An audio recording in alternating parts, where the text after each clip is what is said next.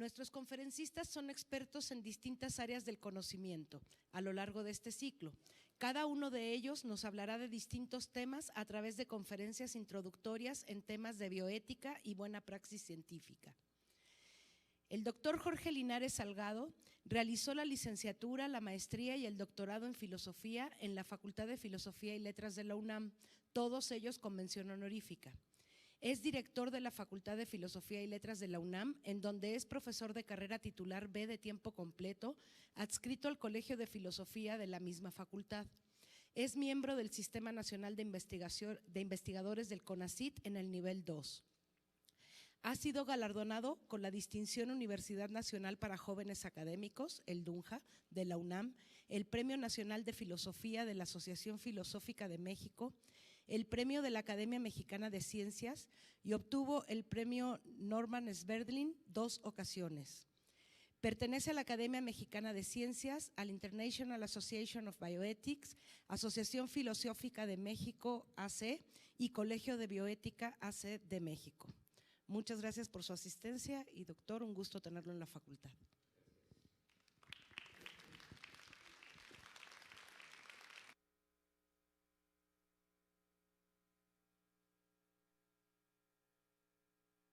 Durante la plática del doctor Linares, para que fluya y al final abrimos la ronda de preguntas si son tan amables. Gracias, Jorge.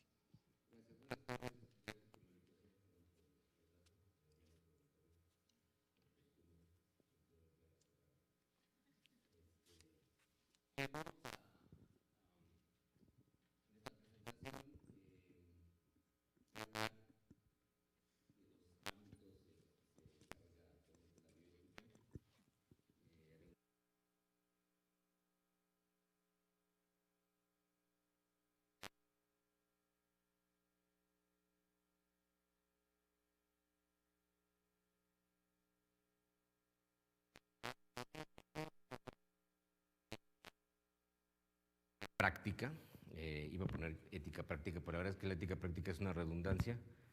Toda la ética tiene un sentido práctico. Pensamos, investigamos y analizamos las teorías de la ética filosófica para poder orientar nuestras acciones, y eso tiene desde luego un eminente sentido hoy en día para tratar de conducir el desarrollo de la ciencia y la tecnología en nuestra época.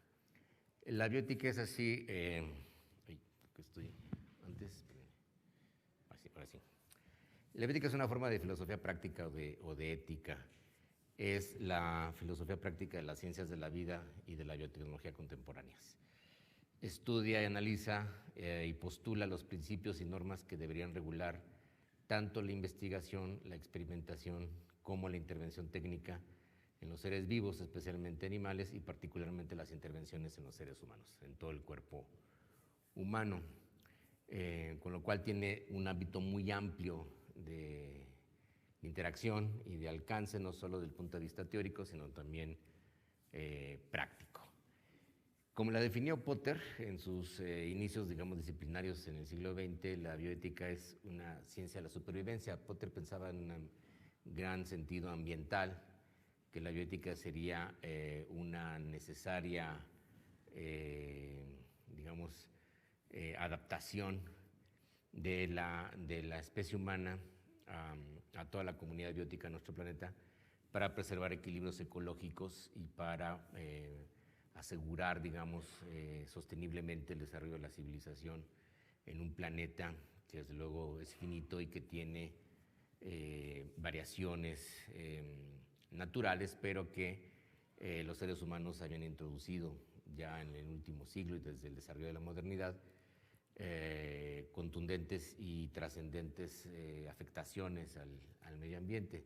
De tal manera que el objetivo fundamental de la bioética para Potter era el de la sustentabilidad y la supervivencia, no solamente de nuestra especie, sino de todas las demás especies con las que compartimos el planeta, en la idea de preservación y de mantener un cierto equilibrio ecológico en medio de los vaivenes naturales que tiene la Tierra. Aldous Leopold, otro de los pioneros de la bioética, este naturalista norteamericano que fue uno de los principales precursores de la preservación ambiental. Hablaba de una ética de la tierra. La bioética sería una forma de autorregulación de las relaciones humanas con el resto de los seres vivos y los ecosistemas. Así es que en sus orígenes la bioética se planteó como con unos objetivos no solamente de sustentabilidad, sino de reequilibrio ambiental. A medida que la civilización tecnológica iba avanzando e iba desarrollando intervenciones cada vez más potentes y con consecuencias más amplias en el espacio y en el tiempo en el planeta. Bueno, ya en estos ciclos de conferencias también verán otros aspectos de la bioética. Se ha ido extendiendo desde los problemas típicamente médicos, como la reproducción asistida, el trasplante de órganos, la investigación e intervención médica, las terapias genéticas o farmacológicas, las cirugías reconstructivas, estéticas. Por ejemplo, un problema ahora particular es el de las operaciones para cambio de sexo, o la transexualidad. Desde luego también el problema de la enfermedad y la muerte, la eutanasia, el suicidio asistido, los problemas que plantean los dilemas de las enfermedades terminales o las neurodegenerativas, que ahora se estudian desde el punto de vista neurocientífico. También la aplicación de neurofármacos y neurotecnologías, y por supuesto el ámbito de la ingeniería genética, la biología sintética contemporánea y la edición genómica, que son las últimas expresiones de la biotecnología, así como la remediación y restauración ambiental y lo que se viene llamando también ingeniería ambiental. Como ven, es un amplio espectro de problemas y de temas que aborda la bioética y que poco a poco se han ido construyendo ámbitos profesionales. Voy a detenerme un poco más en esto. La bioética se ha constituido no solo como una disciplina o una especie de interdisciplina o multidisciplina, como le quieran llamar, desde el punto de vista académico, sino también como una profesión, aunque ese proceso todavía está en desarrollo. Se suele llamar bioeticista. A mí no me gusta mucho esa palabra, suena como a oficinista, ¿no? No es que ser oficinista sea malo, pero como que no tiene todavía un estatus, ¿no? Social muy bien reconocido. Bioeticista, aquel profesional que se dedica a la praxis de la bioética, tanto desde el punto de vista académico como práctico, digamos, ¿no? Teórico como práctico. Y aquí sigo las definiciones de John Evans, que tiene un libro que se llama El futuro de la bioética.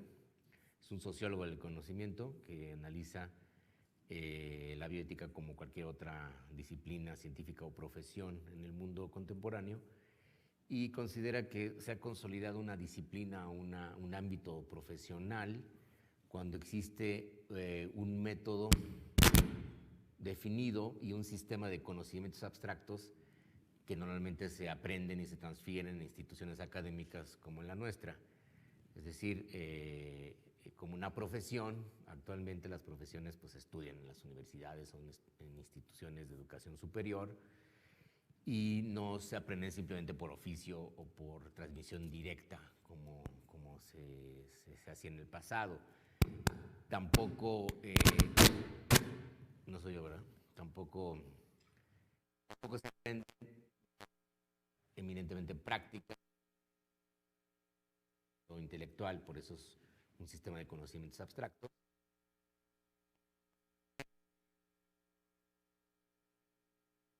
La bioética utiliza ese sistema de conocimientos para formular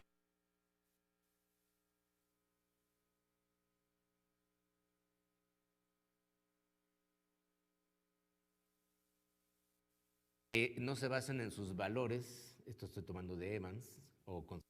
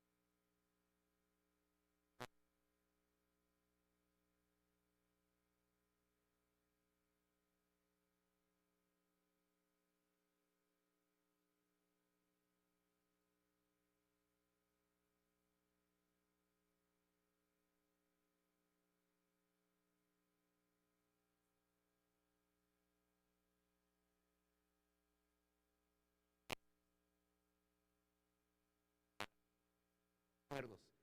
Quien suponga que las sociedades actuales pueden basarse en un código moral único.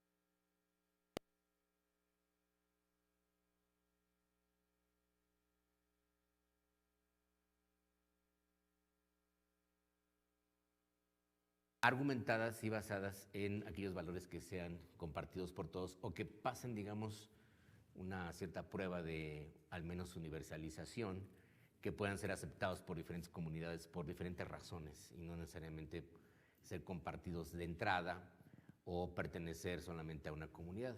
Como ven, ya ahí empieza a haber un problema de difícil resolución en cualquier tipo de ámbito de discusión ética en las sociedades humanas.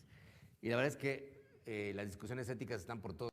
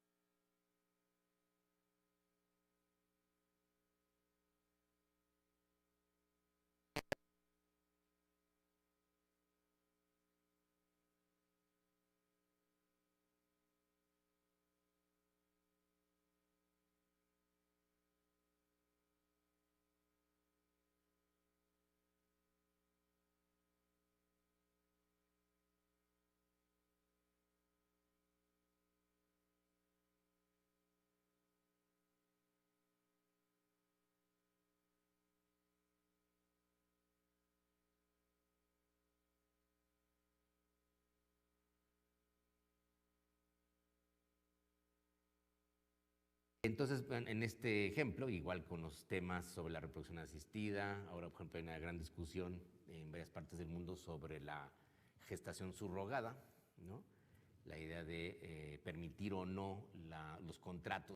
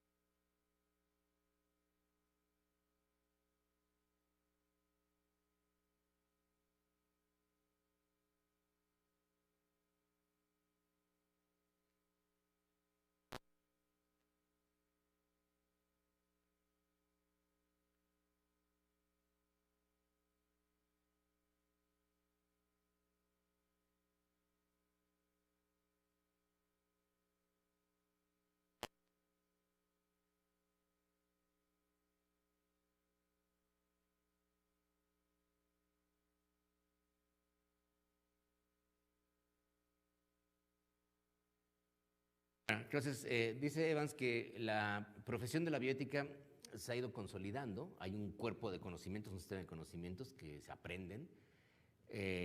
Yo siempre he dicho, bueno, en el caso de la bioética, primero se requieren conocimientos previos que provienen de las ciencias de la vida o de las biotecnologías y al mismo tiempo de la filosofía o el derecho de las ciencias sociales. En realidad es una conjunción de conocimientos mucho más complicado que requiere mayor, digamos, una interdisciplina mucho más intensa que lo que suele suceder en la biología, la química o la filosofía, ¿no? Nuestra universidad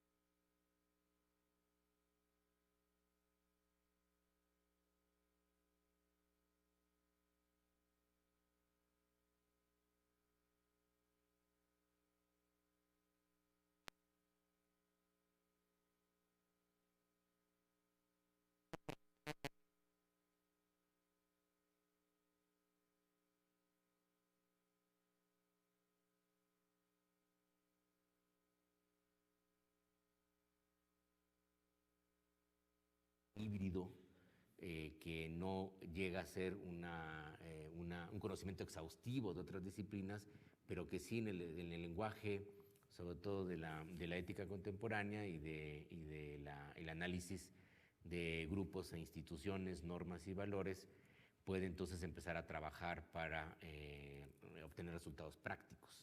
Entonces, un profesional de la bioética se caracterizaría, eso sería su carácter típicamente profesional, por basar sus recomendaciones no en sus valores personales o los de su grupo social, cultural o religioso, sino en aquellos valores que puedan ser compartidos por la mayoría de los miembros de su comunidad.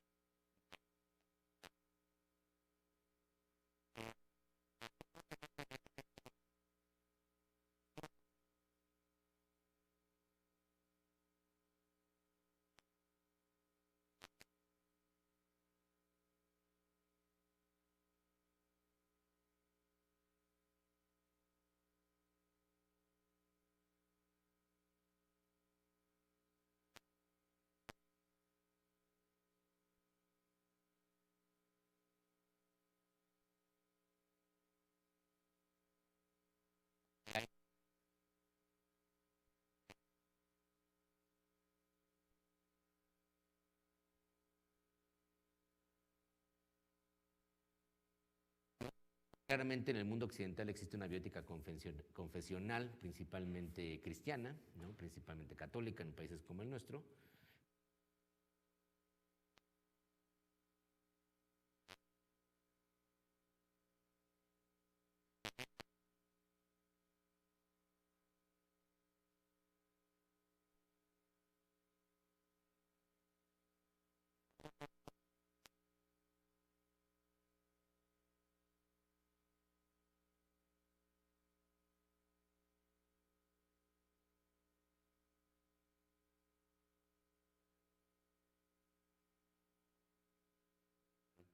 En el modelo moderno que ha sido predominante en el mundo occidental y que apuesta por la laicidad como principio, es decir, con la idea de construir una serie de recomendaciones éticas que no estén subordinadas, digamos, a ninguna confesión religiosa o no religiosa, por cierto, o antirreligiosa, sino que permitan la pluralidad y la diversidad de posiciones morales, religiosas o no, en torno a una cuestión, como sería, por ejemplo, la cuestión sobre la interrupción del embarazo. Entonces, una posición liberal laica típica no cuestionaría de fondo las decisiones de nadie, ¿no? Sino respetaría la autonomía individual para decidir algo tan importante como interrumpir un embarazo, pero no las validaría como verdaderas o como aceptables para todo el mundo, ¿no? Incluso ni siquiera su propia convicción. Entonces, un verdadero liberal laico tendría que aceptar esa diversidad siempre y cuando las personas decidan individualmente y no pretendan imponer sus valores o sus decisiones a otras personas o a otras comunidades que no las aceptarían por principio, ¿no? Y entonces la defensa de la autonomía individual permite una gama muy amplia de opciones, pero eso no elimina los problemas y los conflictos, que conste, ¿no? O sea, esto genera a veces discusiones muy intensas, pero digamos una posición verdaderamente laica y liberal permite entonces esa expresión de la diversidad, no solo como un hecho que se da en las sociedades actuales, sino como un valor. O sea, la diversidad es valiosa en sí misma, ¿no? Para un liberal auténtico. Hay muchos liberales falsos en el mundo, por cierto, que dicen de dientes para afuera que son liberales, pero a la mera hora tienen posiciones súper conservadoras o dogmáticas. Un liberal realmente no puede ser dogmático, y menos un liberal laico, tiene que aceptar la diversidad de formas de ver la vida y no debería ni condenar ni apoyar.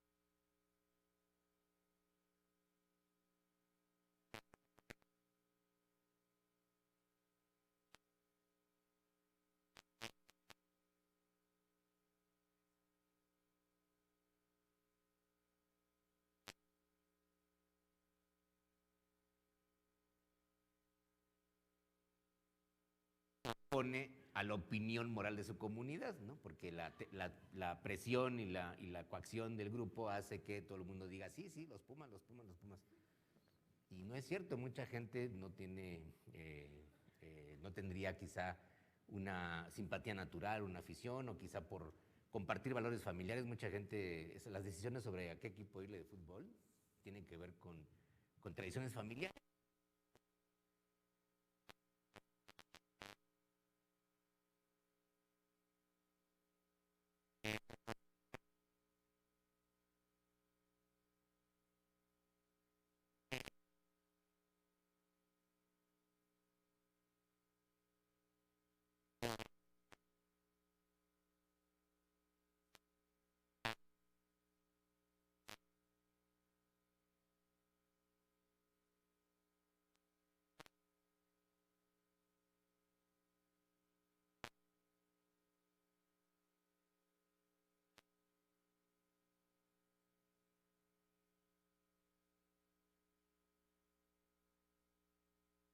quien es disidente en una comunidad moral se enfrenta normalmente a la exclusión,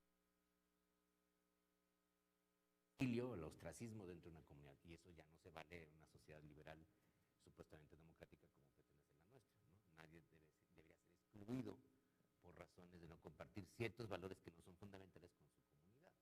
Desde luego una persona que diga, no, yo no comparto los valores de toda la comunidad con respecto al respeto a la vida de los demás, a mí no me gusta matar a todo aquel que me cae mal, ¿no? Y una persona que no respete la vida de otros, pues no sería aceptable en ninguna comunidad humana. De hecho, eso es contradictorio totalmente. Por eso, el homicidio, que no es en defensa propia, siempre está castigado en todas las comunidades.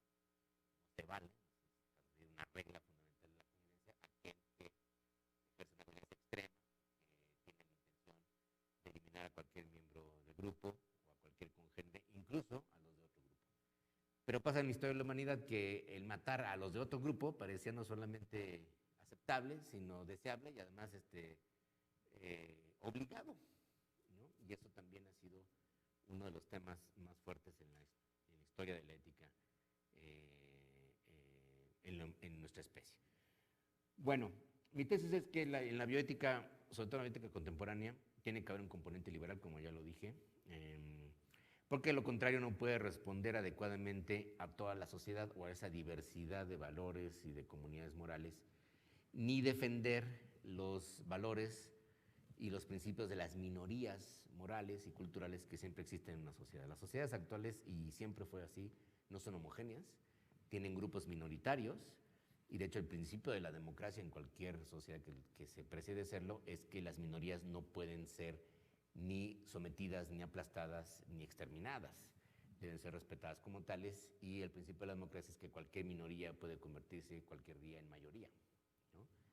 Eso tiene un problema grave porque sí que ha habido minorías problemáticas, minorías intolerantes, minorías agresivas, que llegan incluso a conquistar el poder en algunos países, y esto se vuelve muy, muy, muy problemático. Entonces, ¿qué pasa cuando tiene un discurso de intolerancia y de no aceptar la diferencia? Pues entonces esa minoría que se convirtió en mayoría por el juego del poder, por ejemplo, electoral, puede llegar a intentar suprimir a las demás minorías, los que se convirtieron en minorías. Eso pasó en la Alemania de Weimar, cuando Hitler subió al poder como canciller, ¿no? Eso llegó por un método democrático y se impuso, ¿no? Impuso toda una política de segregación y finalmente de exterminio de minorías de la sociedad, principalmente la minoría judía. Bueno, entonces en la bioética es muy importante el observar estas posiciones, y yo creo que la forma en que puede desarrollarse no solamente como una profesión más estable, sino institucionalizarse en una cultura de pluralidad y diversidad, tiene que ver con una posición liberal que defiende la autonomía de las personas, y la autonomía no solamente individual, sino también comunitaria, siempre y cuando esa libertad de elegir no choque o no impida la libertad de elegir de otros. Bueno, actualmente hay una serie de tensiones de posiciones sociopolíticas. Este cuadrito, ¿lo ven? Analiza muy someramente, no está todo ahí, pero hay presencias de ideas.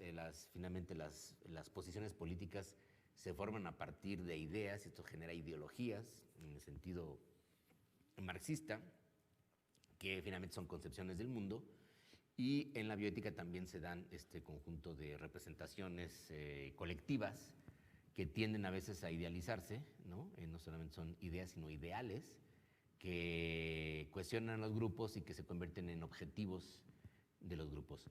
Ciertamente, como les decía, el núcleo de conocimientos básico de la bioética tiene que ver con las ciencias de la vida, y desde luego la teoría de la evolución y el evolucionismo en general, como todo un paradigma de conocimiento y de teorización sobre los seres vivos, es el que predomina, con muy buenas razones, y el que no ha llegado a convertirse, por cierto, en un verdadero sentido común. Mucha gente, y eso es un defecto de la enseñanza pública, pues no se ha enterado de la teoría de la evolución, y ustedes me lo dirán, ¿no? Y de hecho se enseña mal la teoría de la evolución en las escuelas primarias y secundarias, y hay una enorme cantidad de confusiones en la gente hoy en día, que el conocimiento de todo ese paradigma científico no ha llegado adecuadamente a la formación y a las cabezas de todos los seres humanos, ya no digamos de este país, sino del mundo entero. Y bueno, tiende a haber asociadas con algunas de estas ideas, algunas posiciones como la del liberalismo sociopolítico, que está basada en la idea de la autonomía individual, pero hubo expresiones sociales y políticas que tomaron ideas del evolucionismo y las transformaron en otra cosa, y algunos piensan que las tergiversaron. Por ejemplo, el darwinismo social, ¿no? Algunos han criticado también la sociobiología por tener algunos elementos ideológicos. Y en fin, también la teoría de la evolución en general, no solamente la darwinista, ha sido usada por diferentes expresiones políticas para justificar algunas relaciones sociales y sobre todo para mantener ciertas estructuras, sobre todo en el mundo moderno, estructuras de, por ejemplo, la competencia socioeconómica, ¿no? Y hoy en día resulta que los más fervientes defensores de la selección natural no están entre los biólogos, sino entre los empresarios, ¿no? Que creen, la fe ciega, ¿no? Que ahí hay como selección natural y que es una competencia de ver quién domina, y hay una interpretación social de la teoría de la evolución llevada al terreno económico y sociopolítico. Entonces suele suceder que estas ideas se filtran y llegan hasta el liberalismo de tipo económico, que su expresión más cruda ha sido pues, hasta los últimos decenios de ese neoliberalismo salvaje, aparentemente naturalizado, que ve como competencia natural el enfrentamiento entre capitales, naciones, grupos sociales, empresas e individuos, ¿no? Y que todos lo resumen en la competencia y la lucha por la sobrevivencia. Entonces, estas son expresiones ideológicas que tienen mucha fuerza hoy en día y que se cuelan también en las posiciones bioéticas. En cambio, tradiciones de carácter, sobre todo tradicional, algunas religiosas, otras no, que suelen ser más antropocéntricas, tienen una visión más comunitarista, tienen a veces una visión bioconservadora, porque defenderían el estado natural de las cosas y no solamente de las especies, de los seres vivos, como un orden adecuado que no debe ser transformado ni, digamos, alterado por la intervención humana. Y también ha habido, en contraparte a esa posición, todo el desarrollo de las tecnociencias y sobre todo de la biotecnología contemporánea y el desarrollo de una bioindustria que, basado en las ideas del liberalismo económico, han producido todo un paradigma muy potente de pensamiento y de acción que piensa que toda intervención tecnológica en la naturaleza no solamente es adecuada, no riesgosa y benéfica, sino además necesaria, inevitable y productiva. Y esto ha generado lo que hoy conocemos como biocapitalismo, ¿no? Que es el desarrollo de toda una industria de la intervención biotecnológica con una visión totalmente antropocéntrica de uso de la naturaleza para los fines humanos y para el servicio de la humanidad, ¿no? En una visión bastante reductivista y a veces muy mecanicista. En contraparte tenemos otra derivación de la biología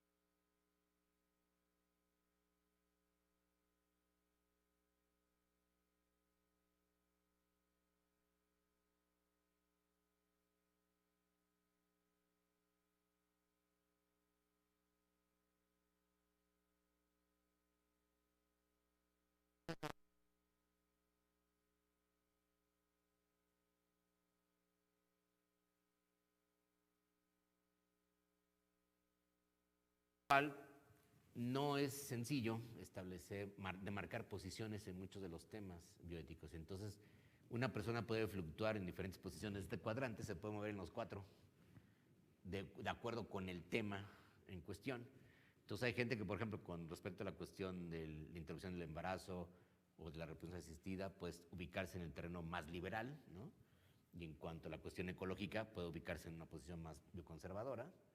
O hay gente que, por ejemplo, hay gente provida que nunca defendería la interrupción del embarazo ni la eutanasia, pero que en el plano de la biotecnología le parece lo más adecuado y está a favor de los transgénicos y de la edición genética y de todo. Entonces hay unas mezclas súper interesantes que indican que nuestros valores tampoco son precisamente consistentes y homogéneos. Lo normal es que los seres humanos sean mucho más adaptativos, a veces volubles, a veces inconsistentes en sus opiniones morales. Solo las personas más conservadoras y dogmáticas son consistentes en sus valores, por cierto. O sea, eso no es una virtud. Ciertamente las morales son más adaptativas, pero tampoco pueden ser tan adaptativas que sean totalmente laxas, ¿no? Que sean acomodaticias o verdaderamente volubles. Y yo conozco a muchas personas que son así, ¿no? O sea, que se adaptan sus valores según las circunstancias y la tendencia política, ¿no? Entonces ahorita hay mucha gente que sí, la 4T y no sé qué, y la revolución y tal, cuando en el fondo no estarían de acuerdo con muchas de las posiciones que se generan en el ambiente político. En realidad lo más importante y a veces lo más difícil es defender las propias convicciones por razones que uno argumente o que construya a partir de su propia experiencia vital y de la experiencia de diálogo con los demás individuos. Bueno, entonces la bioética como una profesión no se define por la constitución de asociaciones o de academias o de grados o de estandartes o incluso de instituciones que las promuevan, sino por ese conjunto sistemático de conocimientos abstractos en un cuerpo epistémico común y en un conjunto de reglas, prácticas, valores que mantienen a una comunidad. Entonces es un sistema de conocimientos, como les decía, que provienen las ciencias de la vida, las biotecnologías y en general el paradigma evolucionista de la ciencia de la vida contemporánea, un conjunto de prácticas, métodos experimentales y técnicos, instrumentos y dispositivos tecnológicos que deben saberse manejar o por lo menos interpretar, valores y normas compartidos, instituciones y reglas, acciones de regulación y de supervisión. La bioética se ha ido consolidando como un ámbito profesional, pero se ha consolidado, digamos, más o menos en dos campos muy claros, el médico y el de la investigación biomédica y farmacológica. Ahí está ya plenamente reconocida la participación de ese nuevo tipo de profesional que tiene una formación académica, a veces de muy largo plazo, porque normalmente se requiere pues, estudios en diferentes disciplinas, y esto se ha ido consolidando en las instituciones de regulación y de opinión, como son los comités de ética en los hospitales y en los centros de investigación que realizan investigación biomédica con seres humanos o farmacológica y también a veces con investigación con otros animales para fines biomédicos o no. Estos son como los dos ámbitos más constituidos. Aquí sigo otra vez a John Evans en este libro del futuro de la bioética. Y vean, los dos primeros están en rojo, los ámbitos de la ética médica y de la ética de la investigación biomédica farmacológica son los más consolidados hoy en día. Por eso mucha gente sigue pensando que la bioética solo se reduce a los temas médicos y de la intervención tecnológica y farmacológica en los cuerpos humanos. La verdad es que en el origen no fue así y no es lo único, pero sí es el ámbito más consolidado institucionalmente, socialmente, con prácticas más reguladas. Hay declaraciones, hay principios, hay reglas, hay comités, hay instituciones que se han ido creando en los últimos 30, 40 años. Por ejemplo, en México, pues la Comisión Nacional de Bioética tiene apenas 25 años de fundada, ¿no? Y ha ido adquiriendo poco a poco mayor presencia en el ámbito nacional, aunque todavía no llega a ser una institución que marque rumbo, digamos, para muchas otras acciones, sobre todo en el caso, por ejemplo, de los centros de investigación. Y la verdad es que no se han acabado de constituir todos los comités de bioética que debería haber en hospitales y centros de investigación. Simplemente en nuestra universidad no tenemos en todos lados en donde debería haber. Todavía nos falta mucho por avanzar, Pero ahí va en proceso, ¿no?, de construcción, de consolidación social, al menos en el mundo occidental, toda la bioética en el campo médico, de investigación biomédica, farmacológica, con seres humanos y con animales para fines médicos. El tercer campo, dice Evans, es el que se está consolidando apenas, es el campo medioambiental, que tiene por lo menos 3 ramas muy importantes. El de lo que nosotros llamamos zooética, el de relación ética con los demás animales, que están en cautiverio, que son de compañía o que se utilizan para experimentación, para producción de alimentos y otros bienes. Y el ámbito quizá de los más controversiales es el del entretenimiento o el de usos recreativos de los demás animales para el entretenimiento humano. Todo ese ámbito abarca la zooética. El programa de bioética produce un reciente libro que lo vamos a presentar la próxima semana en la Facultad de Filosofía, se llama así, Zooética, y es una exploración de los diferentes problemas que plantea la ética en relación con los demás animales, considerando obviamente que los seres humanos somos animales. La ética de la biotecnología, que también podemos llamar biotecnoética, aunque es un término muy rebuscado y muy sangrón, se está también consolidando y ha ido produciéndose a partir de diferentes concepciones teóricas que tienen que ver con los riesgos, no solamente ambientales, sino también sociales, del uso de las biotecnologías y lo que yo llamo producción de bioartefactos contemporáneos, que cada vez son más complejos y cuyos alcances son más amplios a partir de la edición genética, el uso del CRISPR-Cas, ¿no?, en sus diferentes versiones, que llaman la versión no sé cuál, 9, 10, 11, etc. Y todo el uso de la tecnología de ADN recombinante, que generó una explosión no solamente de experimentación y desarrollo científico y tecnológico, sino un nuevo desarrollo industrial, la bioindustria, y lo que nosotros llamamos biocapitalismo, ¿no?, que es el uso de bioartefactos para producir valor económico, comercial, con sentido comercial, por lo cual una de las cuestiones más importantes en la biotecnología sigue siendo de las patentes sobre organismos tecnológicamente modificados. Y el tercer ámbito, que es también más antiguo en realidad que todos, es el de la ética ambiental, que es el de no solamente la remediación y restauración ecológica, sino el de las intervenciones que deberíamos o no hacer, no solo para conservar, preservar, rescatar, sino para transformar los ambientes naturales. Y de hecho eso se está haciendo, se está produciendo toda una ingeniería ambiental de dudosas bases científicas y de más dudosos efectos socioambientales y también ecológicos. Y este ámbito, aunque se ha desarrollado durante más tiempo, tiene poca consolidación institucional. Si uno compara las normas, convenciones, declaraciones y estructuras de tipo pues sí, normativo jurídico en el ámbito ambiental, aunque hay mucha legislación, por ejemplo, en este país, ¿no?, y hay leyes y hay algunas agencias que supuestamente se encargan de la conservación ambiental, la verdad es que su aplicación no ha sido tan efectiva como en otros ámbitos, y que menos existe una regulación global, ¿no?, internacional. Ahí todavía estamos en pañales, mientras que en otros ámbitos jurídicos sí existe un derecho internacional, global, mucho más sólido. Por ejemplo, el de las regulaciones de las interacciones comerciales, ¿no?, donde hay organismos internacionales con mucha efectividad que cuestionan y traspasan las soberanías nacionales y que sí le ponen cara a los estados, ¿no?, sobre todo a los estados débiles como el nuestro, ¿no?, en donde la regulación comercial sí tiene reglas internacionales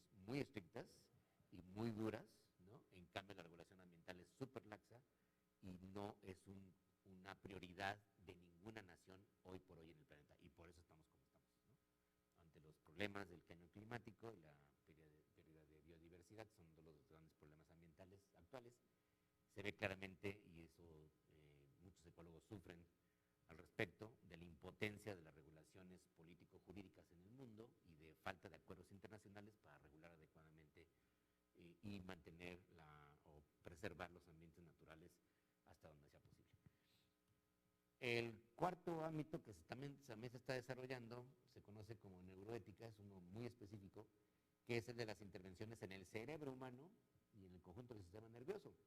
No solamente son intervenciones diagnósticas o de tratamientos experimentales, sino ya tienen efectos terapéuticos y de transformación algunas de transformaciones de tipo eugenésico para mejorar no solamente los desempeños de las personas actuales, sino para transferirlo mediante herencia genética a generaciones futuras.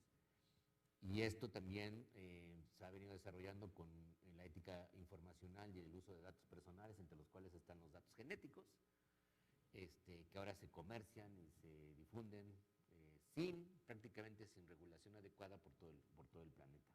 Y el uso de datos masivos pues está generando una nueva forma de intervención tecnológica que puede alterar nuestras cogniciones, ¿no? Todos los que dependemos ya de los móviles y de las aplicaciones, desde las más sencillas como el Waze o el Tinder, hasta las más complicadas como los buscadores en Google, por ejemplo, están modificando y condicionando nuestras decisiones personales, nuestros valores, con base en los algoritmos informacionales que se diseñan y se generan y que funcionan pues, prácticamente de manera automática, ¿no? Y que están convirtiendo la inteligencia artificial en algo ya bastante real. No es la de los robots que se están construyendo por ahí, sino la de los buscadores y las aplicaciones que ya determinan nuestras acciones, decisiones, valores e interacciones humanas. Esto ha modificado totalmente nuestro sentido tradicional, por ejemplo, filosófico, de la identidad humana, la acción racional, la decisión y la conciencia que tenemos sobre las decisiones. O sea, está atacando el núcleo mismo de la idea muy valiosa del sujeto racional que decide, ¿no? Todo el mundo se cree un sujeto racional que decide sobre su propia vida y el Google nos demuestra que no es así. Que nunca hubo tal cosa y ahora menos. Bueno, los ámbitos médico y de investigación biomédica y farmacológica están consolidados plenamente, están institucionalizados, regulados, eso es lo que dice John Evans, mediante la formación de comités de bioética en hospitales, centros de atención a la salud, instituciones de investigación biomédica farmacológica. Ya hay mucha regulación, hay mucha discusión al respecto, ya se habla de dumping ético en las investigaciones farmacológicas, por ejemplo, ya hay intentos de regulación. Algunos piensan que estamos ya sobreregulados, otros que realmente nos falta mucho más. En cambio, en los otros ámbitos, la regulación todavía no es efectiva, ni siquiera se han generado todavía suficientemente estos comités y estas formas de organización social. Finalmente, un comité, si lo ven así, es en pequeña escala, la consolidación de un modelo deliberativo, ¿no? Plural, de discusión y de decisión, que es lo más potente que tenemos hoy en día para tomar decisiones. No quiere decir que esto sea fácil y que muchas veces un modelo de este tipo no llega a soluciones inmediatas o no llega a consensos. Por eso estamos más acostumbrados a tomar decisiones unilaterales, que pueden ser más verticales, o a veces decisiones muy aleatorias con base en nuestras preferencias y emociones. Nada más peligroso que la decisión colectiva de una asamblea, por ejemplo, que decide con base en sus emociones, ¿no? Y como no somos agentes racionales, y eso lo ha demostrado el Google, ¿no? Claramente, pues decidimos cualquier tontería basado en nuestras emociones e impulsos. Y muchas veces ni siquiera nos da tiempo de arrepentirnos porque nadie se hace cargo de esas decisiones colectivas. En cambio, las deliberaciones en pequeños comités, que es el modelo yo creo que más importante y más potente de deliberación racional, en pequeños grupos genera una corresponsabilidad y una capacidad de argumentación de las personas para poder discernir y evaluar las decisiones y los cursos de acción con base en argumentos y en valores, en datos científicos y en hechos. Cuando estamos dominados por las emociones del momento, normalmente en grupos muy amplios o en solitario, tendemos a tomar decisiones que a veces están guiadas por nuestras intuiciones, pero muchas veces se equivocan porque se basan en los impulsos emocionales que nos dominan en ese momento. Y entonces en los otros ámbitos todavía no se ha consolidado, mucho menos en las biotecnologías y como decía, en los ámbitos de la remediación ambiental o del manejo de ecosistemas y de especies de plantas y animales, todavía no hay, a diferencia, en comparación con el ámbito médico y biomédico, una regulación bioética más clara. Y por eso en esos ámbitos, dice John Evans, los que se dedican a la bioética, los bioéticos o los bioeticistas, pues todavía no pesan, ¿no? Si en un hospital los médicos se enfrentan a un problema, un dilema serio de iniciar un tratamiento, de qué hacer con un paciente que entra en estado de coma irreversible, por ejemplo, el caso que generó esta discusión del caso en Road, en Estados Unidos, era una mujer joven que está embarazada y queda en coma, ¿no? Y entonces se enfrentan al dilema de qué hacer, que nazca el bebé o que no nazca. Que si nace y entonces a lo mejor la mujer muere por el efecto de, o abortar el producto cuando se pueda, ¿qué hacer? ¿No? Es un dilema al que se enfrentaba no solamente la familia, sino los médicos mismos. Y la decisión fue terriblemente paradójica, ¿la conocen? Que se decide sacar por cesárea al bebé, nace y entonces ya se desconecta a la mujer, ¿no? Para permitir que muriera naturalmente. ¿Y qué creen que pasó? Despertó, ¿no? Entonces, eso parece un caso feliz, aparentemente fue muy problemático. Entonces, la decisión que ya se había tomado de que iba a morir, naturalmente resultó todo lo contrario y finalmente, bueno, nunca se recuperó del todo, obviamente no pudo cuidar bien al bebé. Después la historia habría que analizar qué pasó después. Pero bueno, puede haber decisiones muy dilemáticas y entonces cuando pasan esas cosas en los hospitales, entonces sí parece que es conveniente llamar a los expertos en bioética, ¿no? A que ayuden a tomar una decisión o valerse de un comité de ética hospitalaria que sí tiene buena experiencia y buena capacidad deliberativa y personas con no solamente buena voluntad, sino personas sensatas, inteligentes, que tengan o no una profesión científica, puede llegarse a alguna resolución conveniente, ¿no? Pero en otros ámbitos, en biotecnología, en el ámbito ambiental, en neurociencias, todavía no se suele reconocer a esa persona profesional, el bioeticista o lo que sea, como alguien competente al que llamar, ¿no? Y entonces incluso a muchos biólogos no los llaman para cuestiones ambientales, ¿no? Le preguntan a no sé quién, ¿no? Y normalmente quien toma las decisiones no es un profesional de la biología o de la ecología, sino un profesional de las finanzas, ¿no? Eso es lo que pasa en el mundo actual, porque no se ha reconocido la capacidad profesional de estas personas formadas interdisciplinariamente para ayudar a tomar decisiones. Ahora, tanto en el ámbito biomédico como el de biotecnología o de remediación ambiental, los bioeticistas no toman las decisiones directamente, no son expertos a los que consultar como si al experto en economía o en derecho, al técnico, ¿no? No son una especie de tecnocracia, sino son personas que ayudarán a deliberar y a conducir la discusión para tomar una decisión más o menos sensata. Que hace mucha diferencia con respecto al experto o al técnico especializado, ¿no? Entonces, es lo que se llamaba tecnocracia, ¿no? Hoy por hoy la economía sigue dominada por los expertos en economía y muchas de las decisiones no se toman deliberativamente. Entonces se supone que ese experto conoce muy bien y como nadie lo que debe pasar, y en realidad la economía pues no es ni una ciencia exacta ni mucho menos, habrá que economistas por aquí, ¿no? En algunos seminarios discutíamos cosas como la confianza del consumidor. ¿Qué es eso, no? ¿Qué tipo de concepto científico puede ser ese?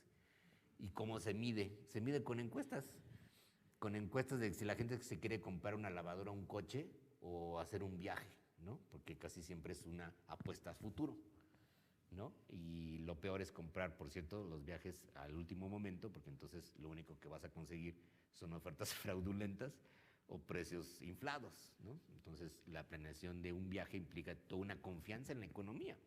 Creer primero que va a haber economía, por ejemplo, en el caso de nuestra moneda no se va a devaluar al 100%, cosa que es un acto de fe, ¿no? Y creer que la economía va bien cuando no tienes ningún dato para saberlo, si se dan cuenta. Pero los economistas tampoco. Pero los economistas tampoco lo tienen. Entonces solo tienen variables y tendencias y hacen proyecciones estadísticas y cosas así. Y el que sí tiene la información es el que está vendiendo y comprando acciones en el mercado todos los días en las bolsas de valores. Ese sí tiene información privilegiada. O ese sí sabe cuándo van a quebrar qué empresas. Eso fue lo que pasó en la famosa crisis de las hipotecas en el 2008, que la gente que tiene la información privilegiada vendió en su oportunidad o compró las empresas que iban a quebrar, ¿no? o las quebraron, de hecho, intencionalmente para producir una crisis brutal, que lo único que hizo fue transferir dinero de los pobres a los ricos, ¿no? Y resulta que hay gente más rica de los ricos y mucha gente más pobre entre los pobres, ¿no?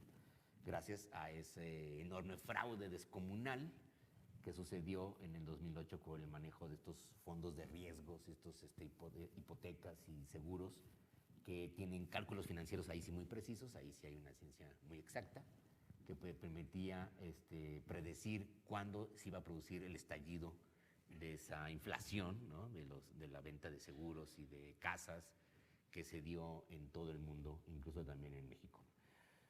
Bueno, pues entonces en la bioética no hay así como el experto al que se le puede consultar como si fuera el sabio o el oráculo de Delfos, ¿no? Sino la persona que va a ayudar a una deliberación comunitaria en grupos adecuados que permitan una resolución más o menos prudente con respecto a los problemas y dilemas que a veces son muy fuertes y muy difíciles de resolver. Y esto es aproximativo, no es ninguna ciencia exacta, ni todas las veces podemos suponer que las decisiones fueron adecuadas. Se va aprendiendo por experiencia, desde luego, y esto es lo que se llama casuística, que hay una vieja tradición casuística en la ética, en el mundo occidental. Eso empezó con la teología moral, que se dedicaban los curas de esa época a analizar qué cosas eran pecados y qué cosas no eran pecados, qué cosas eran pecados capitales y qué acciones no eran tan graves, ¿no? Y analizaban caso por caso, evaluando las circunstancias y la decisión de cada sujeto para determinar el grado de pecado que se haya cometido, ¿no? Y esa discusión un poco bizantina, como se dice, pues resultó en un entrenamiento deliberativo muy interesante que ahora se utiliza también en bioética incluso, ¿no? No analizamos ya pecados, sino dilemas morales que se intenta comparar casos por casos para determinar si hay algunos patrones que nos permitan tomar decisiones más adecuadas. Y sí hay algunos patrones y sí hay algunos valores que tienden a ser universalizables. Uno de ellos, me regreso al principio, es el de la defensa de la autonomía individual. Siempre que potenciemos la autonomía de las personas, la autodeterminación de las personas para hacerse cargo de sus propias vidas, con respecto a su cuerpo, su vida, su muerte, su enfermedad y la manera en que quiere vivir, estaremos encontrando un patrón de decisión que parece adecuado, pero no siempre da resultados satisfactorios. Muchas veces puede ser muy contradictorio, incluso para la persona misma, y muchas veces lo enfrenta a dilemas y a confrontaciones de valores con el resto de los miembros de su comunidad, incluso de su propia familia, porque las decisiones individuales a veces pueden parecer totalmente irracionales, a veces son impulsivas, a veces están basadas en ciertos sesgos cognitivos que provienen de nuestras emociones y traumas que todos tenemos, ¿no? Pero que tienen el poder de la agencia personal de la decisión, de que una persona se haga cargo de sus propias decisiones en la vida. No es lo mismo eso que las decisiones colectivas, que la decisión colectiva de destruir bosques, exterminar especies, divertirnos torturando otras especies, ¿no? Esas decisiones tienen otro carácter y están basadas en sesgos culturales, también cognitivos, en concepciones de los seres vivos y la naturaleza, que sí debemos también cuestionar y problematizar para revisar los principios y los conceptos en los que están fundados y probablemente modificarlos si vemos que ya no son necesarios, si son contraproducentes, si no tienen efectos positivos y si generan más dilemas o más problemas de las soluciones que permitieron ofrecer en otras épocas de la historia de la humanidad. Así pues, hoy nos enfrentamos a un problema tremendo, que es el de qué hacemos con nuestras acciones tecnológicas en los ecosistemas y en un planeta que ya resiste o que más bien ya resiente los efectos tremendos de la acción tecnológica a gran escala, de una acción muy intensiva que ha producido deterioro grave en muchos ecosistemas y una reducción de especies, una aceleración aparentemente de la extinción de muchas de ellas y unas condiciones ambientales muy comprometidas que incluso ponen ya en riesgo de supervivencia a nuestra propia especie. Entonces, simplemente por principio de autoconservación, ni siquiera lo que estamos haciendo hoy parece racional. Entonces, como si el conjunto de la humanidad no se diera cuenta de las barbaridades que seguimos produciendo día con nuestros hábitos y nuestra conducta diaria. Y eso parece que debe cambiar no solo para asegurar la supervivencia de nuestra propia especie, sino para asegurar el equilibrio, hasta donde sea posible, ecológico y la supervivencia de muchas otras especies con las que compartimos el planeta. Bueno, hasta aquí me quedo y vamos al diálogo. Gracias.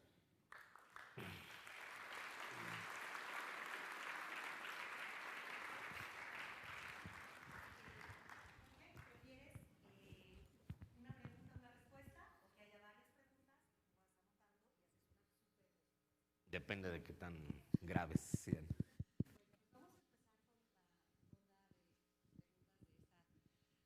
Muy interesante conferencia. Por favor, si me ayudan levantando la mano para que yo pudiera ubicarlos, darles un número y que las personas con micrófonos puedan acercarse a ustedes.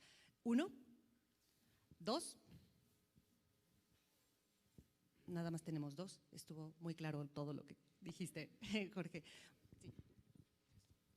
Hola, buenas tardes.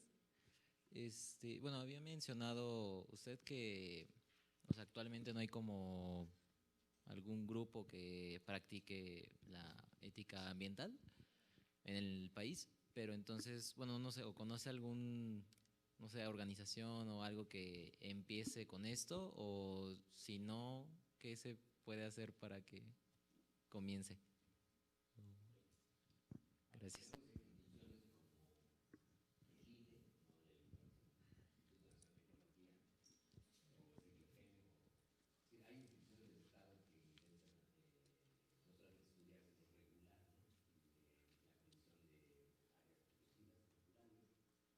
Sí hay un cierto avance y hay una ley ambiental bastante amplia en el país que nos aplica y que no tiene una agencia como para defender los servicios naturales, es una especie de policía ambiental. Ha habido movimientos sociales, se conoce de muchos de ellos en el estado de Guerrero, de Oaxaca, que son personas que han sido asesinadas por defender la conservación de zonas naturales. A veces ha habido tensiones entre comunidades tradicionales y proyectos de orden tecnológico, ¿no? Comercial, como el de las mineras en Vilcuta, ¿no? Y pues ha habido un surgimiento de diferentes movimientos sociales con una clara conciencia de la preservación ecológica. Desde luego también hay grupos de ciudadanos concernidos y activos. El más famoso de ellos es Greenpeace, ¿no? En México tenemos por eso ramificaciones. Greenpeace tiene sus trabajos, es un objeto de estudio, ¿no es cierto? Tanto como movimiento social y por sus propias contradicciones internas. Pero ciertamente es un movimiento que surge a partir de la acción de científicos que empezaron a interesarse y a involucrarse en la defensa social de los elementos naturales y de especies. Y a generar una tradición de lo que llamó Manuel Castells, gran sociólogo catalán, el movimiento de la conciencia verde.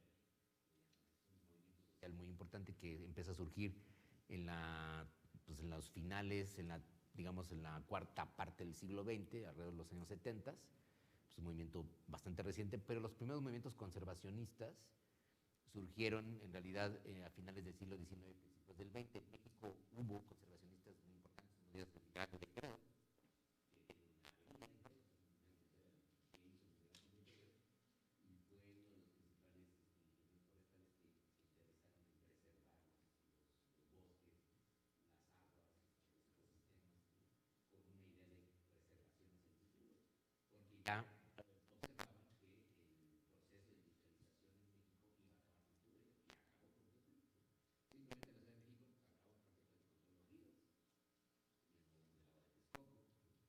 de México pues, acabó prácticamente con todos los ríos, del agua de Texcoco, ¿no? Y pues eso lo notaron con creces los habitantes de esta ciudad, la destrucción ambiental de la ciudad o la siembra de árboles no endémicos, ¿no? Que van desde los eucaliptos hasta los picos y un montón de especies invasoras.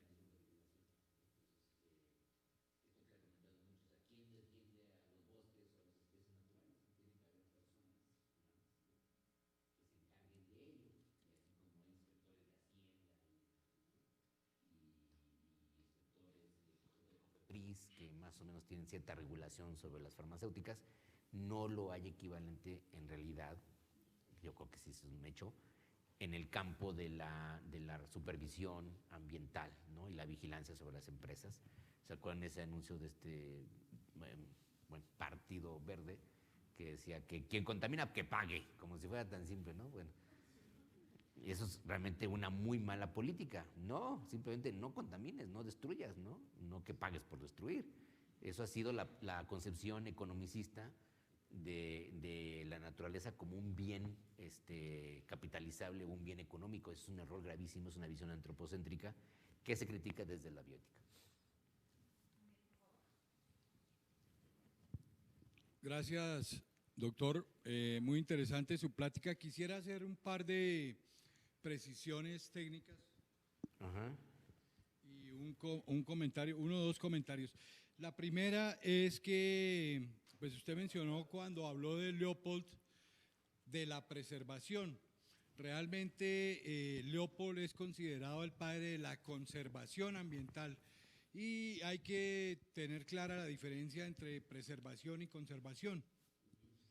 Una implica el uso del recurso y la otra, pues, a duras penas el disfrute, digámoslo, visual. Entonces, en este caso, Leopold es considerado el padre de la conservación, no de la preservación. Esa sería la primera. La segunda, usted mencionó la bioética como una ciencia interdisciplinar, que de hecho es la concepción que da Porter, pero realmente ya hemos visto, y los que trabajamos en el tema, que la bioética es transdisciplinar, o sea, realmente va más allá de la interdisciplina. Y entonces, pues ahí tiene que tener uno claro que las diferencias que hay entre interdisciplina, pluridisciplina, multidisciplina, transdisciplina. Esas serían las dos aclaraciones técnicas. Y los dos aportes serían uno con respecto a una que pues no me extrañó no verla en la lista que usted plantea, que es la nanoética, la ética de la nanotecnología. Y el último con respecto a algo que usted comentó hace un momentito, que es precisamente eso de pague por contaminar, que es la diferencia fundamental entre la economía ambiental y la economía ecológica, y que lo encuentra uno en la práctica entre lo que es la economía verde y la economía azul, por ejemplo. ¿Sí? La economía ambiental decimos que es la economía de la contaminación, o sea, contamine y pague un impuesto y no pasó nada. Sí, o sea, el que peca y reza empata, dice el dicho de la sabiduría popular. Entonces, simplemente era eso. Muchas gracias por su conferencia, doctor.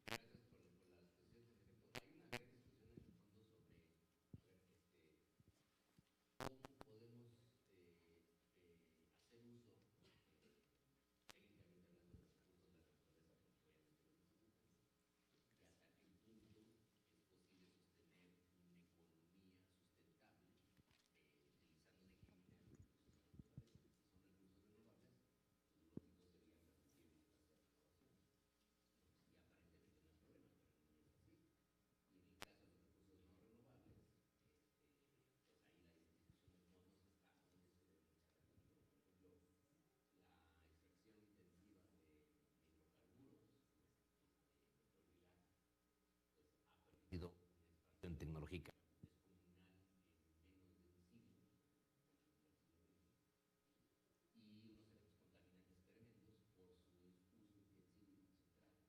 Simplemente el uso de los motores de combustión, ¿no? Que tecnológicamente pueden ser una maravilla desde un punto de vista, pero que su difusión universal y su uso intensivo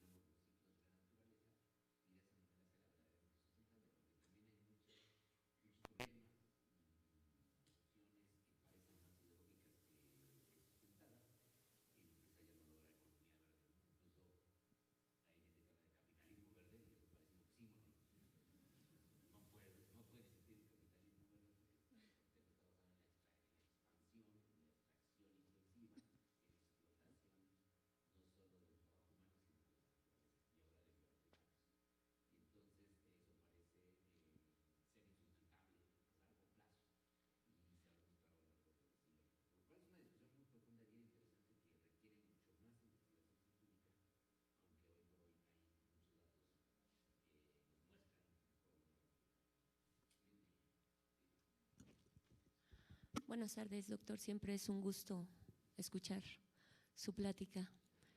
Mi pregunta es la siguiente. ¿Considera que es importante, si es que incluso lo considera, el conocimiento situado dentro de todo este ámbito de la bioética?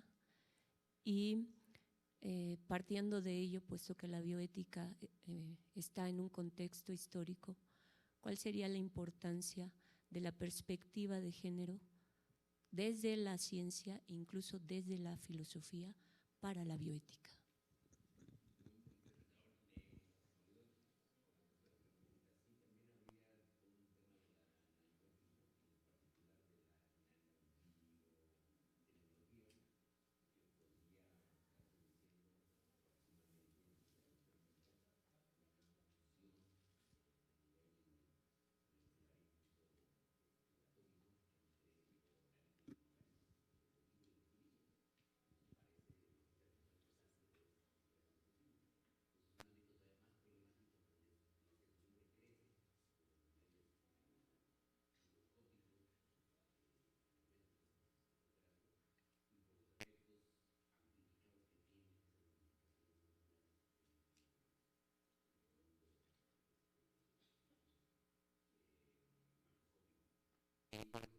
La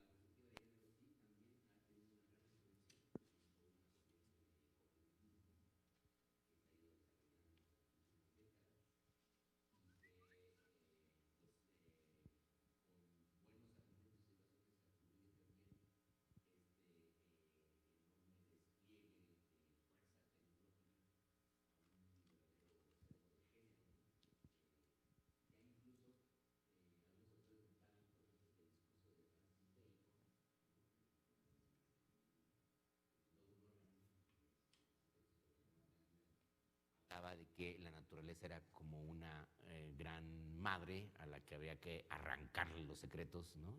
Y conquistarla y dominarla, ¿no? Entonces que ha habido toda una idea inconsciente probablemente de dominación de género y que el modelo tecnológico de desarrollo industrial parece una fuerza masculina que invade, que domina, que transgrede, y la naturaleza como esa parte femenina que ha sido dominada, transgredida, obligada a seguir los ritmos y los patrones que marca la razón tecnológica. Yo creo que hay algo de cierto en ello y que sin duda la perspectiva de género en concreto es súper importante para temas, por ejemplo, como la reproducción, obviamente, la interrupción del embarazo,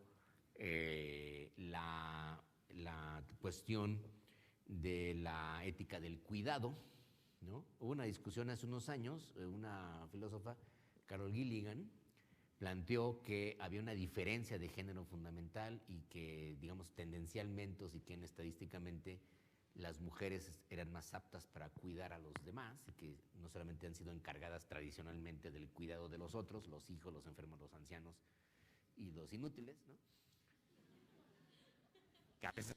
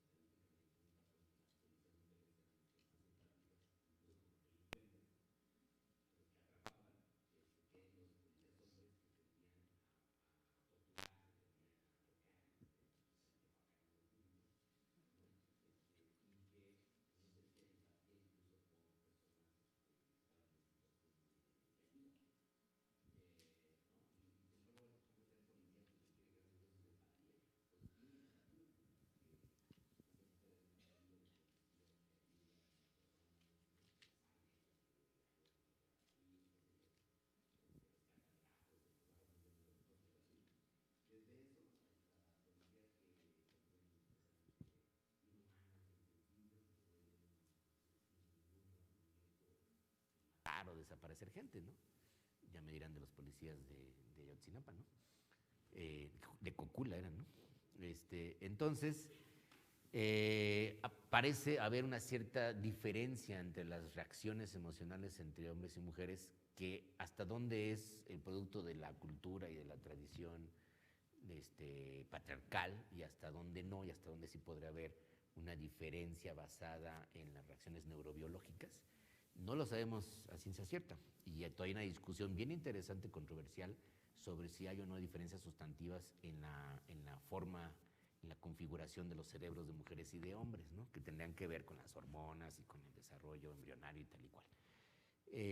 Hasta donde yo sé, pues no está muy claro todavía eso, y sí se han descubierto, por el contrario, estos son estudios en filosofía de la ciencia, se han descubierto muchos sesgos de género en estudios científicos, aparentemente.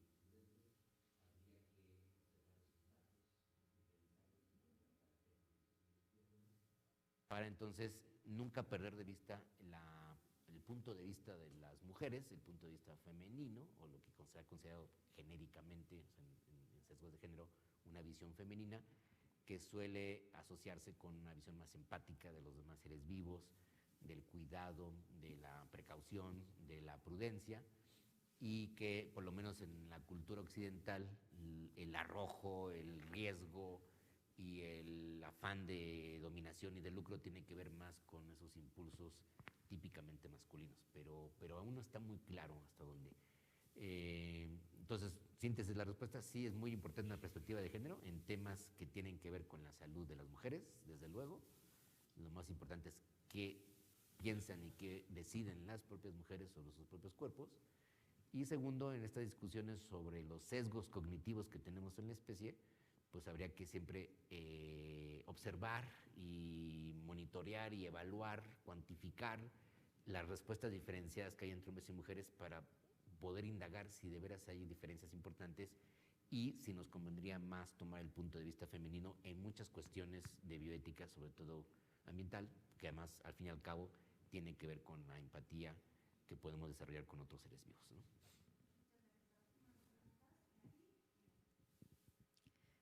Sí, sobre lo que expuso de los ámbitos e intereses de la bioética, ¿podría profundizar en por qué las instituciones, la comunidad científica y algunas organizaciones como Greenpeace no hablan sobre el impacto que tiene la industria ganadera en el planeta, siendo esta la causante número 1 del calentamiento global, deforestación, extinción de especies y otras cuestiones? Porque, bueno, ante esta destrucción total que estamos viviendo hoy en día y que cada vez se está agravando más, ¿no sería importante tomar medidas radicales como dejar de apoyar y financiar a esta industria y a informar a la sociedad sobre lo que realmente está sucediendo en todas las granjas, tanto marinas y terrestres en México y en el planeta? Gracias.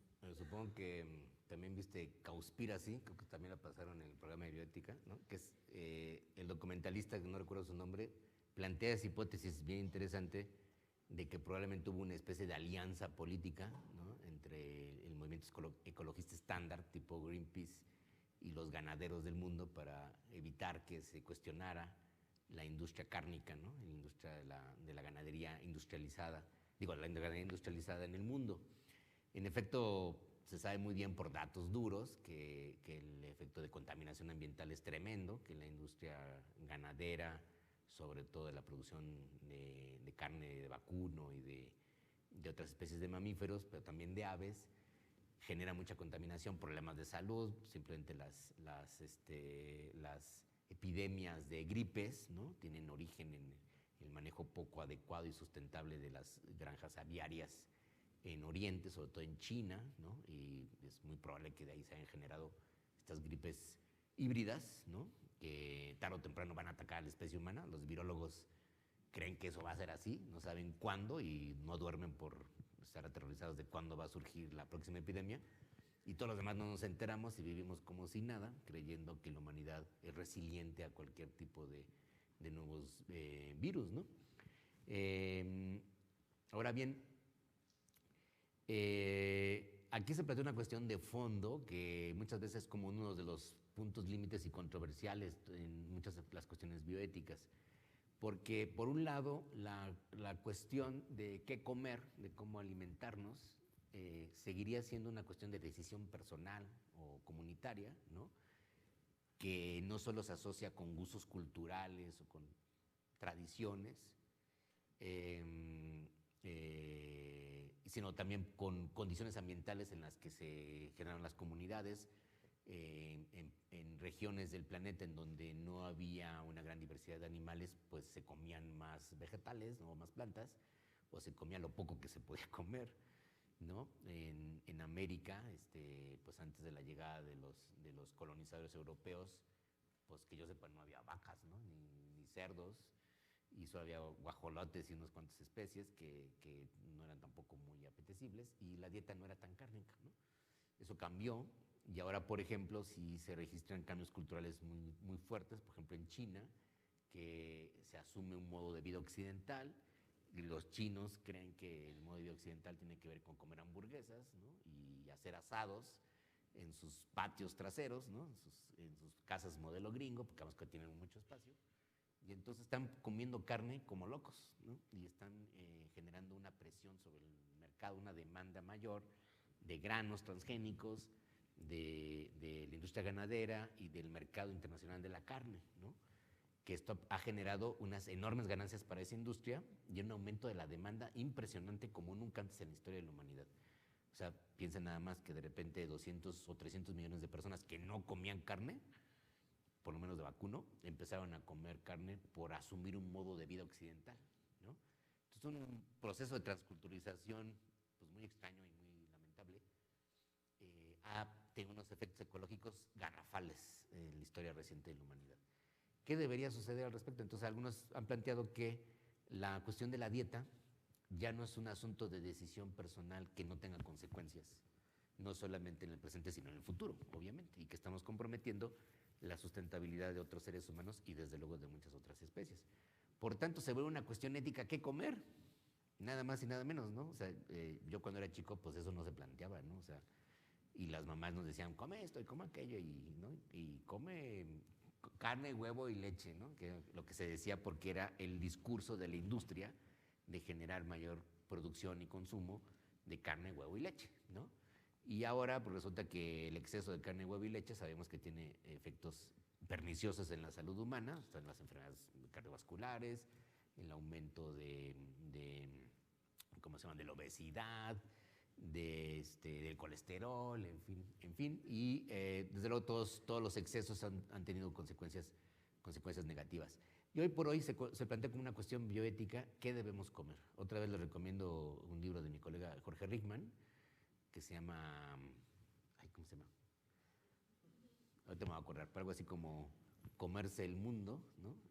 Y tiene que ver con plantearnos el problema bioético de que elegir qué comer hoy por hoy, pues no es una cuestión de simple libertad económica en el mercado, de ir al súper y a ver qué te gusta y además para qué te alcanza, porque la carne buena se ha vuelto carísima, sino es una cuestión ética porque tiene que ver con la sustentabilidad de los recursos y del uso adecuado o no de los recursos de la tierra, porque claramente sabemos que la producción cárnica es, pues digamos, en términos de biomasa, pues bastante improductiva, bastante ineficiente, y que se gasta muchísimo en recursos de agua, granos, extensión de tierra, trabajo humano, transporte, etcétera, en generar un alimento que no puede alimentar a todo el mundo, ¿no? Por más que quisiéramos. Es más, todos los chinos podrán comer carne hoy en día, ¿no? y que no es una forma eficiente de alimentación humana. Entonces, tenemos un grave problema de cómo resolver la alimentación adecuada, que además sea equilibrada y además sea apetecible. Y ahí volvemos a otra cuestión, ¿por qué? Algunos han preguntado, ¿por qué ese gusto por la sangre y la carne de otros animales, ¿no? ¿Qué está grabado en la memoria de la especie? Que a mucha gente le sigue gustando eso, ¿no? Que a lo mejor se puede reproducir en forma artificial, reproduciendo los compuestos con saborizantes artificiales.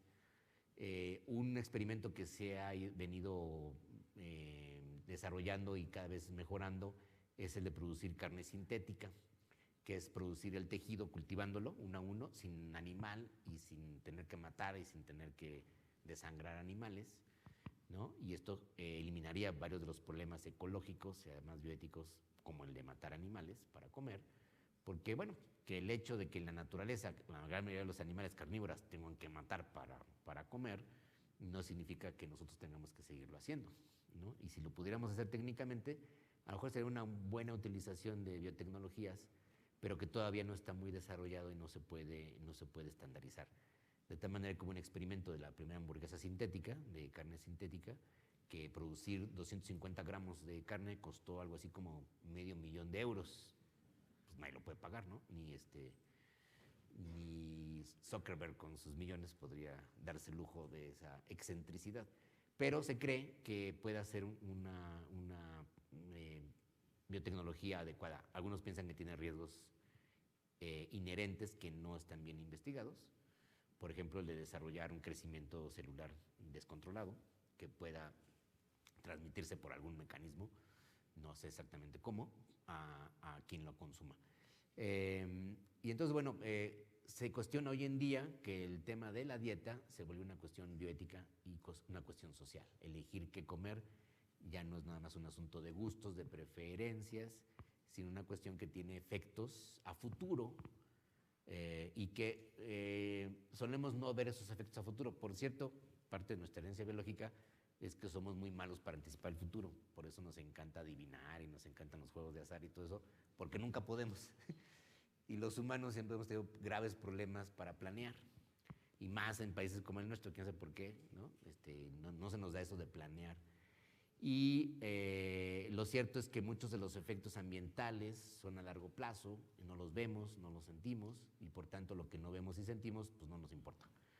Esa es una condición también natural, ¿no? Tenemos mucho más sensibilidad moral para los efectos inmediatos. Si vemos que una persona se duele o se lamenta o se muere de hambre, actuamos, pero si no la vemos, si no la sentimos o si está en el futuro, no nos importa, ¿no? Creo que si como dice, corazón, ojos que no ven, corazón que no siente. Esas son las limitaciones cognitivas de nuestra especie, naturales, porque nunca vivimos en ambientes tan sofisticados y con una capacidad técnica tan amplia.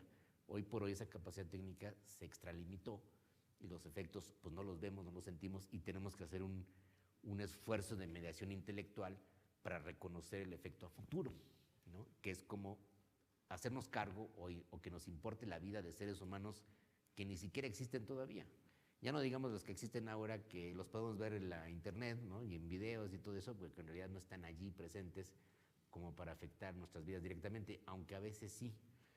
Eso puede haber sido un efecto curioso de las redes sociales que ahora podemos ver, como tú decías, por ejemplo, todos estos videos que ha habido sobre las granjas en el mundo y la forma en que la gente se ha metido a mostrar y a denunciar lo que nadie quiere ver y lo que siempre nos han ocultado, ¿no? Que es como la parte oscura de la alimentación. Es como la cocina de los restaurantes, nadie quiere meterse allí porque pues no quieres ver cómo preparan lo que te vas a comer, ¿no? Les recomiendo que nunca entren en una cocina de un restaurante porque se van a llevar unas sorpresas terribles, ¿no? Entonces, esto de visibilizar y no visibilizar tiene también mucho efecto en ética y tenemos que contar con estas limitaciones afectivas, cognitivas que tenemos, pero pueden solucionarse mediante la mediación intelectual de una discusión y de una deliberación, aportando datos duros de la investigación. Por ello, se ha vuelto una cuestión bioética, en efecto, cómo nos vamos a alimentar en el futuro, pero ya inminente, ya próximo, y cómo deberíamos ya tomar en consideración algunas medidas y algunos cambios radicales, en efecto, en las políticas mundiales que obligaran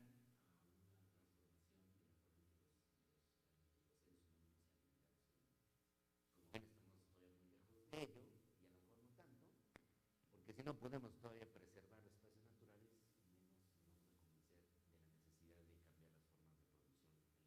Y sin embargo, está muy claro que ya es una necesidad impostergable. Bueno, sí, profesor, aquí. Mucho gusto, muy bonita su conferencia. Lo que yo quiero comentar es acerca del Tren Maya y de los problemas que aparentemente va a provocar. En enero hubo una consulta, ¿no? Nos preguntaron si estábamos de acuerdo o no, pero de repente yo sinceramente siento que ciertas preguntas van más allá del sí o no. Por ejemplo, en este caso, ¿no? El Tren Maya, bueno, va a comunicar muchos grupos, ¿no? Muchos municipios, va a ser muy largo. En ese sentido de la comunicación, bueno, pues qué bonito, qué interesante, qué necesario. Sin embargo, hay muchos grupos que insisten en que es casi un ecocidio, van a talar muchísimos árboles y por ende también especies animales van a ser afectadas. Y entonces, ¿cuál es el papel de un bioeticista, ¿no? En este sentido de que son los límites, hasta qué límite vamos a dejar, a permitir que estos proyectos se generen, o de qué manera incidir en estas decisiones para que los diseños de estos interesantes proyectos de comunicación no alteren tanto la ecología. Ahí tienen un típico dilema de nuestro tiempo, y me parece lo que decía nuestro colega profesor, esta diferencia entre preservación y conservación. Entonces, es necesario conservar ambientes naturales protegidos y prácticamente que no sean alterados por nuestra especie. Esto ya es una necesidad para dejar espacio a que las especies naturales recuperen sus territorios y recuperen sus equilibrios hasta donde se pueda. Incluso podemos ir todavía más allá, y hay colegas como Óscar Horta que plantea la necesidad humana de intervenir para salvar especies en estado natural, incluso, ¿no? Que deberíamos utilizar nuestras técnicas para cuidar y proteger especies que están en peligro de extinción, aún en ambientes naturales en donde aparentemente no hemos alterado tanto. Entonces, esto es una necesidad, y yo creo que las selvas son objetos de protección ambiental. Eso está en las leyes mexicanas, por cierto, ¿no? La selva, pues, como todos sabemos, tiene enormes recursos, son verdaderos santuarios de biodiversidad, de plantas y animales, y convendría, no solamente por intereses humanos, sino por intereses de toda la comunidad biótica de la Tierra, que se preservaran en lo más posible, o que al menos no fueran alterados por una acción técnica humana, ¿no? Sin embargo, pues resulta que tenemos otros intereses de supervivencia y desarrollo social y económico, y ahí se plantea el dilema: ¿hasta dónde podemos utilizar la naturaleza y modificarla en beneficio propio o por las necesidades humanas? Está claro que la necesidad, por ejemplo, de alimentación o de obtener agua y materiales para la supervivencia humana llevó a los seres humanos a intentar modificaciones en la naturaleza desde los tiempos más inmemoriales, pero que las técnicas hasta el bien entrado el siglo XIX y XX nunca lograron, digamos, una destrucción ecológica tan grave como lo que ahora se puede lograr fácilmente talando árboles, ¿no? Nunca hubo maquinaria pesada hasta esta época en que utilizamos la energía fósil para construir máquinas potentísimas y herramientas que multiplican por miles la fuerza humana y que pueden, pues, literalmente desaparecer un paraje natural, pues ya no digamos en años, en meses, ¿no? Eso es lo que ha pasado en las Amazonas, lo que ha pasado en muchas zonas de cultivo que se han ido talando zonas de bosques y de selvas tropicales, de bosques tropicales y de otros ecosistemas para zonas de cultivo, ¿no? O para construir resorts, ¿no? Que todavía está peor, ¿no? ¿Se acuerdan de la destrucción del manglar en Tajamar, ¿no? En Cancún?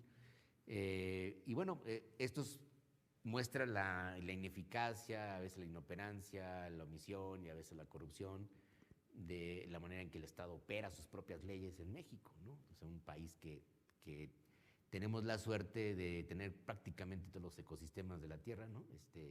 Y de una enorme biodiversidad. México está entre los países con más biodiversidad y no hemos sabido proteger adecuadamente ello. Entonces, hay gente que ha planteado, por ejemplo, que ante el argumento de que hay países como el nuestro que aún necesita desarrollo económico, industrial y tal y cual, y que, por ejemplo, el turismo es una industria, literalmente en México, muy mal gestionada, por cierto, ¿no? Que ahora el ecoturismo, aunque no puede ser masivo y no puede ser generar tantos recursos de rama económica, sí genera otro tipo de experiencias estéticas, de interacción y de conciencia ecológica, supuestamente, ¿no? Ya me dirán ustedes si sí o si no, pero que en todo caso el desarrollo económico de un país tendría que ser compensado a nivel internacional. Y hay gente que ha planteado, por ejemplo, que en lugar de que los países como México destruyan sus bosques tropicales o sus parajes naturales, recibieran entonces subsidios o apoyos de fondos internacionales para compensar esa falta de desarrollo y que llegara a esas comunidades para justamente dedicarse a la preservación, ¿no? y a la conservación tal cual de los ambientes naturales, o sea, convertirse en una especie de guardianes del patrimonio natural. ¿Quién paga eso? Pues debería ser la comunidad internacional. Si hubiera un sistema internacional de distribución de fondos, así como ha habido proyectos internacionales para rescatar monumentos artísticos, arquitectónicos, ¿no? Y bueno, este fondo de la UNESCO del Patrimonio Mundial no tiene fondos, ¿no? Pero obliga a las naciones a preservarlo, por eso México está obligado a preservar la ciudad universitaria. Se supone que en su diseño original, porque es patrimonio de la humanidad, y así se deberían conservar ecosistemas enteros como los bosques tropicales. Y evitar todo tipo de proyectos sería lo más racional y lo más consecuente, pero si hubiera unos fondos internacionales o nacionales suficientes como para producir desarrollo económico en esas zonas y con esas poblaciones. Como ven, es un dilema tremendo y muchos países, sobre todo en naciones poco desarrolladas y con poca cultura institucional y jurídica de protección ambiental, pues han caído en la trampa por el impulso, digamos, también necesario del desarrollo económico, industrial, y de allegar formas de crecimiento económico para las poblaciones que viven allí, deciden este tipo de proyectos, causando una afectación a zonas naturales que sí puede ser grave a lo largo, ¿no? Entonces hay gente que dice, no, es manejable, no hay problema, bueno, se vuelven a plantar árboles por ahí, no pasa nada, pero sí suscitan muchas dudas y pues nos ubicamos en ese dilema.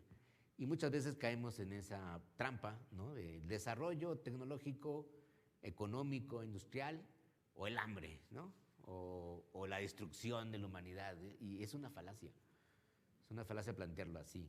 Hay otras formas de desarrollo económico, social, quizá no tan potentes, no tan rápidas.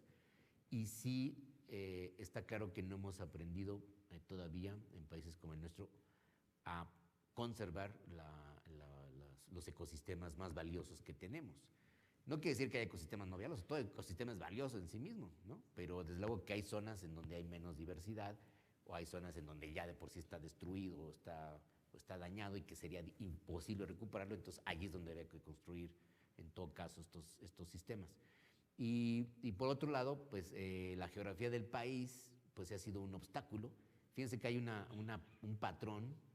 En casi la mayoría de los países pobres, la geografía no ha ayudado, ¿no? Y uno de esos problemas ha sido el de las redes de comunicación terrestre y incluso aérea, ¿no? En algunos países no se pueden ni construir aeropuertos porque la orografía es tremenda, ¿no? Pasa en algunas naciones en Sudamérica o en Asia, en el centro de Asia, cerca del Himalaya, por ejemplo, es imposible construir aeropuertos, es demasiado alto, demasiado difícil. Y en México, pues también la geografía nos ha jugado en contra, la naturaleza nos ha jugado en contra en ese sentido, porque nunca hemos podido desarrollar, entre otras razones, un sistema de comunicación terrestre eficiente que permita el transporte de personas y de mercancías y de productos. Y la aviación tampoco se ha desarrollado al máximo, en esa zona sería más conveniente la aviación, aunque también tiene sus problemas ambientales, en efecto. Pues en lugar de construir más aeropuertos, pues entonces se piensa en un tren que comunique toda la península. Por suerte no es una zona tan sísmica, pero pues quién sabe, ¿no?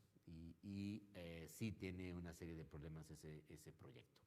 Vamos a ver qué pasa, pero digamos ahí es un tema de discusión que habría que promover y vean, nos podemos enfrentar a estos dilemas, ¿no? O sea, muchas veces en la típica mentalidad liberal, económica, neoliberal, por cierto, diría, no, la naturaleza siempre es prescindible, lo que importa es el desarrollo económico, la generación de empleos, ¿no? La producción económica y el bienestar de la gente, a costa de la naturaleza. Y nunca se ha visto en ese cálculo que la destrucción de la naturaleza cuesta y la pagamos tarde o temprano. Le estamos pagando ahora pues, los errores que se cometieron hace 40, 50, 60 años y las generaciones futuras pues, van a recibir el precio de estas malas decisiones que tomemos en el presente. Ahora bien, pues tampoco podremos irnos al extremo opuesto de no intentar nada, ¿no? Y de no lograr ninguna forma de desarrollo tecnológico industrial. Ese es el dilema que se plantea hoy en día. Y por lo cual tiene que discutirse a partir de datos mucho más fehacientes, mucho más pues objetivos, que esto sí es responsabilidad de los científicos, ¿no? De darnos más información más precisa y proyecciones. Algunas de esas son proyecciones nada más. No podemos asegurar con certeza a veces lo que va a suceder, ¿no? Y si algunos ecosistemas se recuperan o no se recuperan una vez que han sido afectados por la especie humana. La mayoría de los ecosistemas pueden recuperarse si los humanos desaparecen de él. pero solo así. Y tardan bastante tiempo. ¿Saben lo que pasó cerca de Chernobyl, ¿no? Después del accidente nuclear en 86? Se pensaba que prácticamente las especies de animales desaparecerían. No fue así. Algunas empezaron a llegar porque ya no hay humanos. Y entonces es un nuevo paraíso natural, pero súper contaminado. Y entonces no debería haber animales allí. Entonces el Estado ucraniano, que es el ahora responsable de la zona, pues no ha podido mantener a raya, que es una zona enorme, entiendo, de kilómetros y kilómetros, y están llegando especies de animales, por ejemplo, alces, osos, lobos, ¿no? Que van a recibir el efecto de la contaminación radiactiva, porque obviamente pues, no hay organismo biológico que lo resista, ¿no? Todavía está en los altos niveles de contaminación radiactiva. Esa zona quedó inutilizada por lo menos por 1000 años. Ese es el efecto de una catástrofe tecnológica ambiental, ¿no? Hoy por hoy. Y allí pues no ha habido responsabilidad social suficiente como para evitar que esas especies de animales llegaran allí. Yo creo que es un grave problema. Pues te agradecemos muchísimo, Jorge. Despedimos al doctor Linares con un aplauso, por favor. Gracias. Y los esperamos el siguiente miércoles con otra conferencia. Muy amables.